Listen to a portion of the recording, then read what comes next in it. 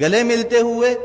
اور کھانسی نزلے زکام والے کو نماز میں کھڑا ہوا دیکھا، نماز یہاں سے چھوڑ کر مسجد سے اس کو میں باہر نکال کر پھر نماز پڑھاؤں گا، ورنہ نماز نہیں پڑھاؤں گا۔ آپ لوگ احتیاط ہی نہیں کر رہے ہیں، الزام ہمیں دیتے ہیں، ڈاکٹروں کو دیتے ہیں، ڈاکٹر اپنی جان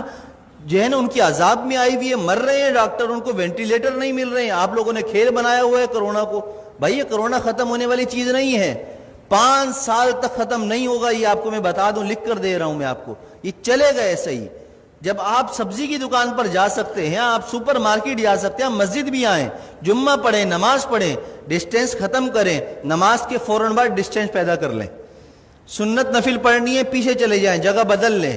اسی جگہ پر نماز نہ پڑھیں دوبارہ۔ یہ ایک کام تو یہ کریں، ہاتھ نہ ملائیں، ماسک کا استعمال لازمی کریں، ہر کوئی اپنے پاس رکھے، باہر سے لگا کر آئے، نماز پڑھتے ہوئے اگر کسی کو اتارنا ہے تو اتار لے، لیکن نماز سے پہلے یا نماز کے بعد اگر آپس میں سامنے کھڑے ہوئے بات کرنے ہیں، بغیر ماسک کے کوئی بات نہیں کرے گا۔ اگر کرے گا تو انشاءاللہ تعالیٰ اس کے خلاف بیان بھی ہوگا، اس کے نام لے کر پھر سب طریق کیا جائے گا۔ عزت بہت ہو گئی ہے، آپ لوگوں نے مجھے بے عزت کر کر کے تنگ کر کے رکھ دیا ہے، اب نہیں، اب میں آپ کو بے عزت نہیں کروں گا، اب میں آپ کو سکھاؤں گا دین پر عمل کیسے ہوتا ہے، اور یہ حکومتی احکامات پر عمل کیسے ہوتا ہے، یہ ہمیں بھی آتا ہے کرانا۔ اور اگر اب میرے خلاف کسی نمازی یا کسی نے بھی کوئی درخواست یا کوئی ایسی حرکت کرنے کی کوشش کی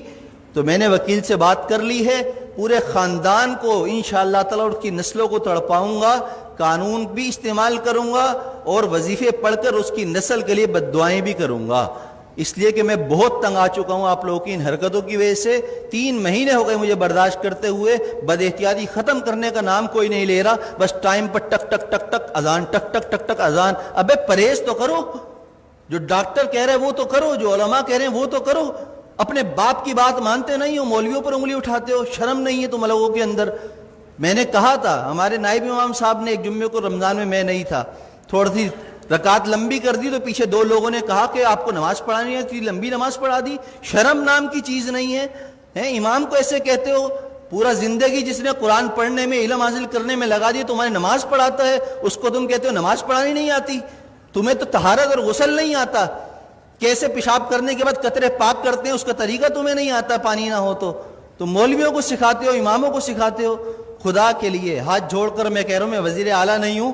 کہ کرپشن کر کے ہاتھ جوڑ رہا ہوں آپ کے سامنے، میں امام ہوں، میرا کردار آپ کے سامنے ہے۔ 7 سال ہو گئے، میری ساری نمازیں، سب کچھ، کسی نماز میں اگر میں نہیں ہوں تو اس کی کوئی نہ کوئی شرعی عذر ہوتا ہے میرے پاس، لیکن وہ عذر پیش کرنا میرا آپ کے سامنے نہیں ہے، میں آپ کے سامنے پیش کروں، اللہ کے سامنے پیش کر دیتا ہوں، میرا دل صاف ہے، مجھے ضرورت نہیں اپنی صفائیاں دینے کی۔ لیکن احتیاط کیجئے، عمل کیجئے، جمعے کی نماز بھی مل کر کھڑے ہو کر پڑھیے اور فوراً جدا ہو جائیے، دور کھڑے ہو کر سنتیں پڑھیے، اور عصر کی نماز سے ماسک کا اہتمام کیجئے، جیب میں رکھ کر لائیے، پہن کر لائیے، بات کرنی ہو ماسک لگا کر پہنیے، مجھ سے مسئلہ پوچھنا ہو 1 فٹ دور بیٹھ کر مجھ سے مسئلہ پوچھیے، ہاتھ اور ملانے کی اور مجھے خیریت لینے کی آپ کو ضرورت نہیں، الحمدللہ میں خیریت سے ہوں۔ اللہ ہم سب کو دین کی سمجھ اور عمل کی توفیق عطا فرمائے۔ میری باتیں کسی کو بری لگی ہوں تو پیشگی معذرت ہے، معذرت، جزاک اللہ خیر۔